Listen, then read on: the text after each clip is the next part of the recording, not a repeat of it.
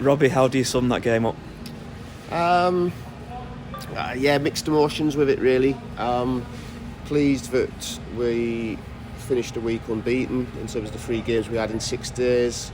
I didn't think, certainly first half, we started okay, 10-15 minutes, and then we came off the pace of the game, which maybe, like I say, with the schedule we've had, the players playing senior football for the first time, and in terms of 3 games in such a short period of time, they wouldn't have been exposed to that before. And I said at half time it was a bit boring. It was a bit boring to watch. I didn't think we played with enough tempo, enough pace. We didn't play balls behind them enough. It was all in front. We tried to address that a little bit at half time, and I thought second half we were better in that aspect. We played more balls in behind. We got more attempts in the final third. We got more crosses in. So they took that on board. Probably a fair result, I'd say.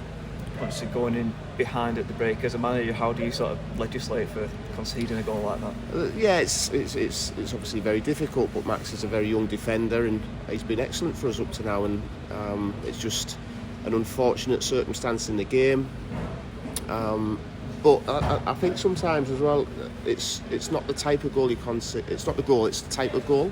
And it would have been easy for us to buckle and go under, but we didn't. We showed good character.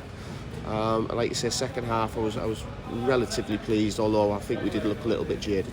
The equalising goal was a sort of a really fluid movement, was it, forward, and it was pleasing to get that so soon after half time. It was quicker. It was what we asked for. It was quicker. It was more tempo to the attack.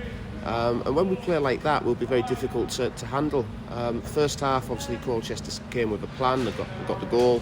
They sat off us, made it 2 banks of 4, and the 2 forwards dropping in as well. And we struggled to really break them down.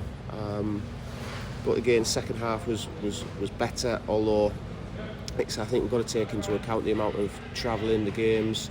We're still trying to find an identity in what we want to do. So to come away from the week unbeaten, if we'd have drawn at Northampton and won tonight, everybody said we would have been really pleased with us. Before the game, I think Jay Lynch injured in the warm-up, and how did that sort of affect your planning going into the game? Well, it's never ideal.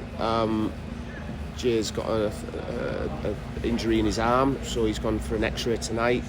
But we brought in Joel to compete with Jay, so no issues putting Joel in goal. But yeah, it's not the perfect scenario, is it? That your keeper gets injured in the warm-up, but that's why we brought in 2 goalkeepers. Well, 1 goalkeeper to challenge Jay in case injuries happen.